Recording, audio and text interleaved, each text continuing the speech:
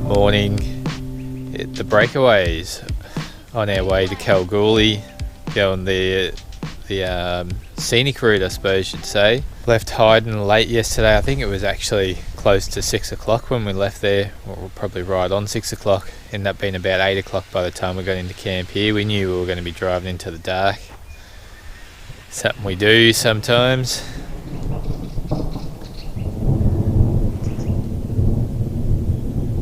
Got a bit of a storm brewing this morning. Nice little camping spot here. Hard to appreciate when we got here in the dark, but we had a good drive around. Made it as far in as a Salt Lake and thought it was more sheltered in the trees. Not that there's actually that many trees when we get up this morning. But the rock formations do look kind of cool over here. Right the way around there. So I'll have to have a look at those once we've had some breakfast. It's about 7 o'clock in the morning. Beautiful road coming in here. There's obviously mining going on along this Norseman Road. And where there's mining, there's well-graded roads.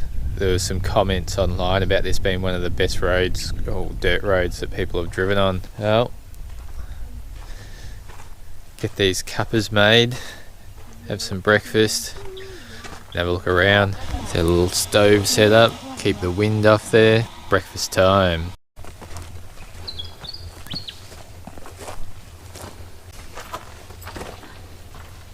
Quite interesting rock formation.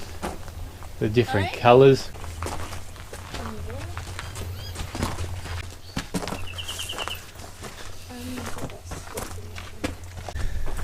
Great spot to stop overnight, that's for sure.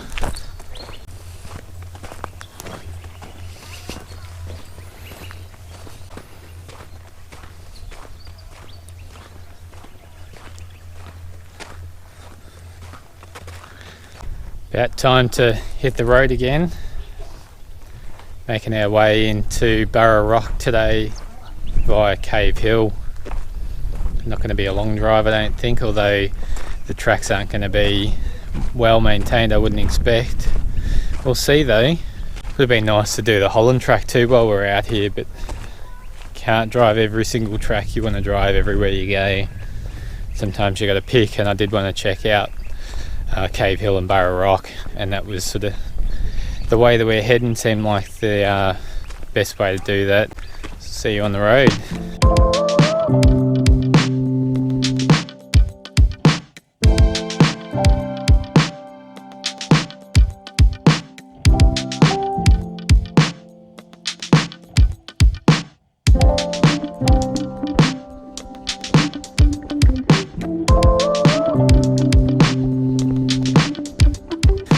Made a stop in at Mc Dermid Rock.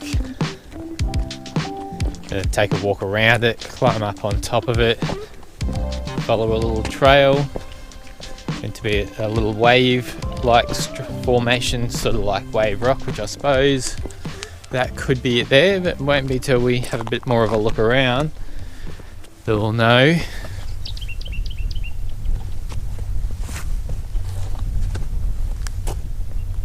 Little rock pools all over the outcrop. We're following about 18 signs around the rock, but it's not exactly clear which one is the next one. We should have really taken a photo of the information board before we started climbing up the rock. Yep, this is the right one. Going down the fault line. Imagine the forces needed to fracture a whopping great lump of rock like this. Look at this fault line. See how it runs all the way down the shoulder of the rock, as if someone had laid a giant ruler in the surface and scarred it with a knife. Standing on the top of Mc Dermid Rock now. Pretty nice views all the way around, 360 degrees. Had a good explore around Mc Dermid Rock. Now it's time to jump back in the car, hit the road again towards Cave Hill.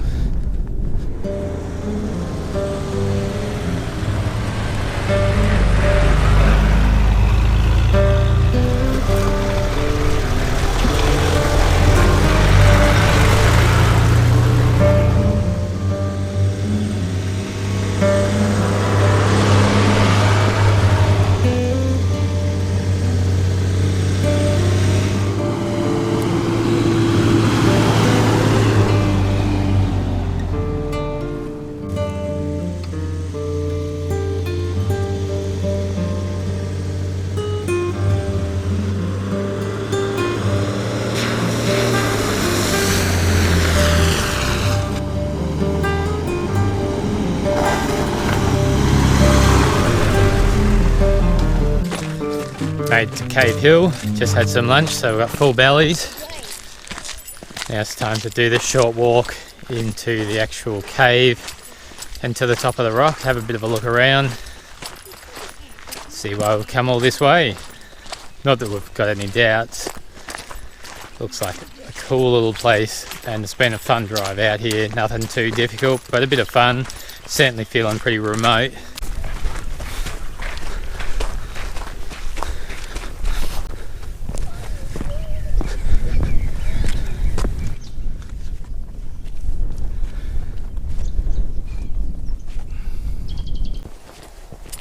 Cave risk area. Have we done a cave risk area sign I don't think yet? we've had a cave risk area sign just yet.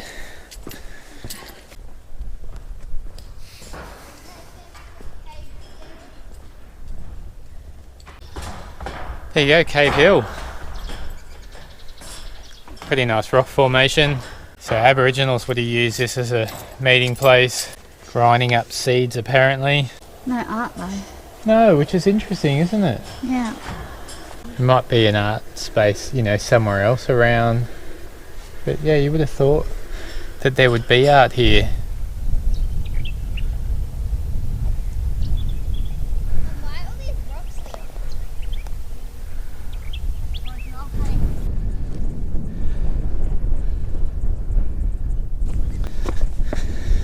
there? Gamma holes all over the place, collecting water. Would have been really important back in the old days. One of the only sources of water around, really. Collects up here on the rocks. I don't know how they would have purified it, I suppose boiled it up.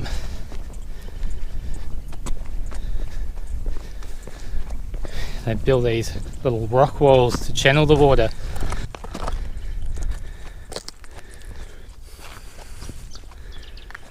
Now, this is a great example of how they've channeled the water.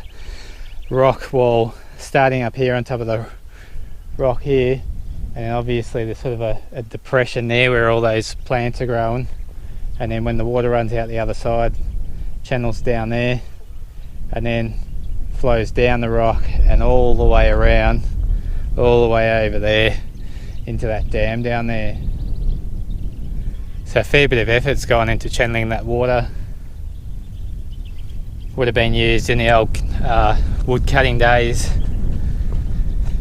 carting timber out to Kalgoorlie for the mines, and they needed the water for the steam trains to run the timber back out there. So you need water both to sustain the people and to run the steam trains.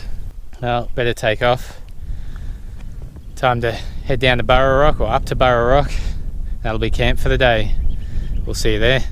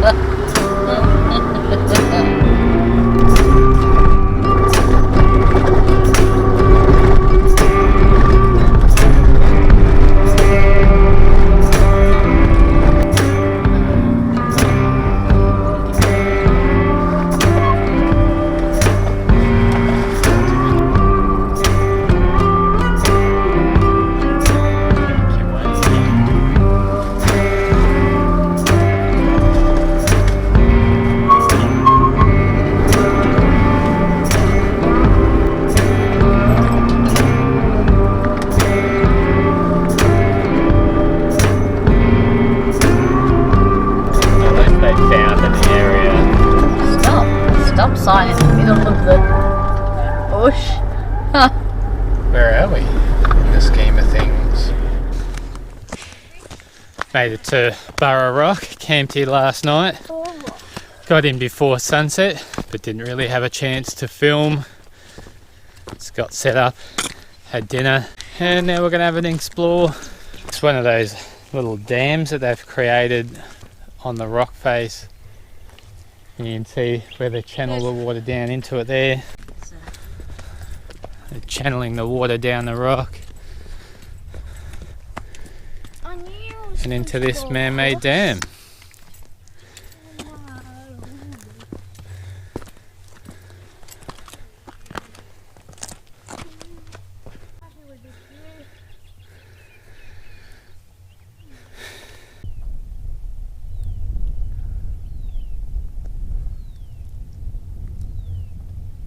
The view from the top of Burra Rock, it's not too bad.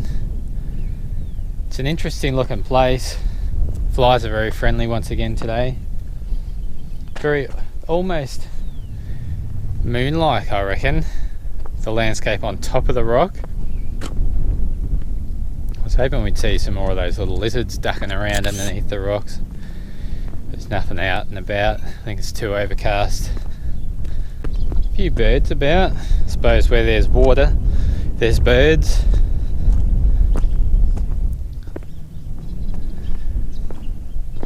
Well, had a bit of a look around Burra Rock. Suppose time to jump in the car. It's only about, I think, 90 k's out to Kalgoorlie from here. So I'll get in there nice and early, get some stuff done, decide where we're camping. We'll see you on the road somewhere. Made it to Kalgoorlie and we've come to visit the super pit. Stand in the lookout, little shelter here, having a read of the information, having a chat to a local that spent his whole life here working underground, not working in the mines anymore, but he was telling us that this slip that we can see out there happened back in May, and that the mining company actually just received, I think it was $30 million payout for loss of work, which just seems crazy. The local we're talking to reckons that in his whole life that he's spent here, he's never seen a truck not running up and down that mine, and they haven't been running up and down there since May. There's still trucks working, but they're pulling clay out, extending the pit. It's pretty amazing to see, but it's pretty shocking as well to think what we as a civilization are doing to the world. Time for us to have a bit more of a look around Kalgoorlie and do some shopping and take it easy for the afternoon, I think. Thanks for watching. If you've enjoyed the video, give us a thumbs up and leave a comment. We'll leave you with a time lapse from our night at Lake Douglas near Kalgoorlie, and we'll see you in the next video.